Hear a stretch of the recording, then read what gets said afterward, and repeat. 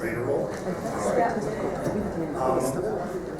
So, I'm Kenneth Montague, and I'm a dentist, basically, who has become an art collector.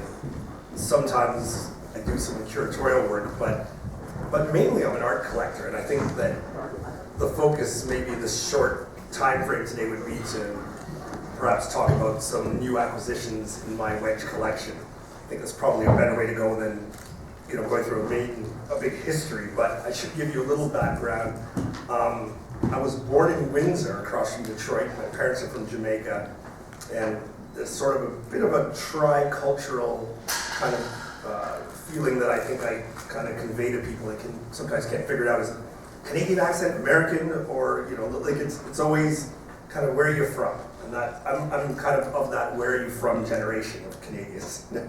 And it's mostly when you travel internationally, like, oh, there's black people in Canada? Like, it can get that crazy. But in fact, growing up beside Detroit, I think had a great impact on me as a collector. There's early days visiting the Detroit Institute of Arts, Henry Ford Museum, and those kind of storied places kind of set me on a path. Even as a 10-year-old, I was sort of looking at work like Vanderzee. I can remember seeing when I was 10 in a show in Detroit that moved me, and I thought I want to have a longer relationship with these images than just seeing them on the page of a magazine or in a gallery, which is an unusual feeling in a kid. But I was collecting everything. I was collecting seashells, and I was collecting, coins, and after a while, art became something that I wanted to live with. So there's two sort of streams that sort of happened. I started a gallery in my home in 1997 called the Wedge Gallery, because it was a wedge space in plan, and it was a 50-foot long gallery, and started on showing some works of friends like Michael Chambers, and then bringing works from around the world, but always to do with black identity and sort of an exploration of a kind of a phenomenon that might have happened locally, say 1950s in Senegal or in Nigeria, or the Harlem Renaissance in New York, so we bring Vanderzee. And it was always sort of the first space that was bringing these artists for solo shows in Canada. So we kind of, in a very organic way, I realized I don't want to be an art dealer. I like telling stories, so it sort of became more of a curator. So then, at a certain point, stopped completely with the gallery, and now it's more of a not-for-profit organization called Wedge Curatorial Projects, and a personal art collection called the Wedge Collection. Again, the double meaning is sort of for artists that I'm trying to wedge into the mainstream of contemporary art. So these days, it's become a busy life, and I'm on the Tate Modern's Africa Acquisitions Committee, so we travel once a year to a city that we choose in Africa, do studio visits, talk to other collectors, figure out where things are headed, and try to make suggestions for an institution like the Tate. It's the largest public gallery in the world, and they have a real dearth of images of contemporary black art and African art, so we're trying to kind of make changes that way. And here in Toronto, also working now with the Ryerson Image Center with that board, and increasingly with the AGO. So trying to kind of wedge our stories into the mainstream of contemporary art is really what I do.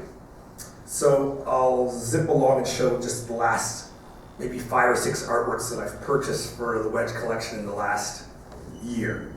So let's see if we can do that.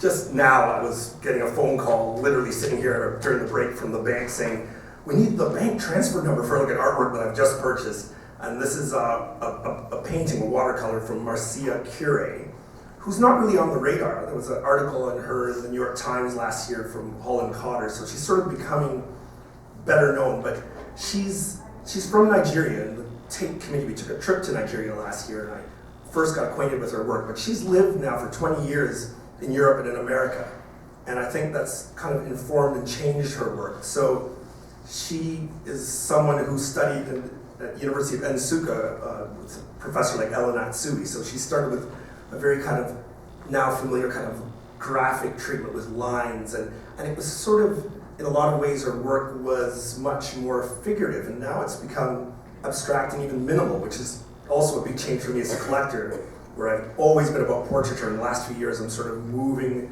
kind of in a way post-portraiture. So this is a watercolor with cola nut ink, like the cola nut, and wine. And it's called The Mistress, but you can sort of maybe think about a female form and sort of elongate it. Very beautiful work. Just a lot of you academics here, you should also know that Marcia Curie is the partner of Chika Okeke. They're in Princeton, New Jersey. I hope that her work will be wider accepted. Yeah, we'll roll on. Some work that I purchased after going to the Joburg Art Fair in Johannesburg in South Africa. These are young Himba tribesmen, and the typical thing that we see in National Geographic is like, these Namibians that are always like spear in hand, wildebeest beside them. This photographer who's an urban Namibian went as a kind of a master's of photography project and went and found some of his countrymen that were actually kind of doing their own thing and sort of very contemporary view of the Himba tribe. These guys are styling themselves, taking their own picture. You can see they've got the camera apparatus ready for that picture. And I just think that's a really interesting kind of work in terms of like personal style, where things are at. Christina DeMittel's work explores Afrofuturism. That's in the book, actually, that's going around at the show that was at the Studio Museum. Some very interesting work by a performance artist named Ati Patraruga from South Africa as well. It's very, very kind of post-identity in some ways. He does these performances that are memorable. Some new work from Ebony Patterson, who many of you may know is Jamaican artist and is sort of thinking new ways of exploring masculinity in its forms in Jamaica. I think she's a really important artist who I hope will be on a bigger stage as the years come.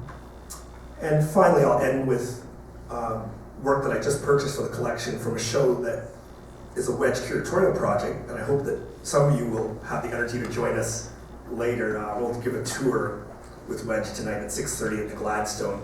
The show is featuring works by John Black, who recently graduated from Ryerson, and we're really trying to kind of tell our own stories now with Wedge. And so this sort of this series of works, think about Jamaicans in Toronto and Jamaicans in Jamaica. And this is kind of a love letter, an essay that this young guy did about businesses that are on Eglinton West in Toronto. And I think this is just an important document. So again, we're trying to be a repository for these stories with the collection. And I hope that you'll go to our website and learn a little bit more about Wedge. And I'm happy to talk to any of you, especially the young artists, and sort of see where everybody's at. And we'll take it from there. Thank you.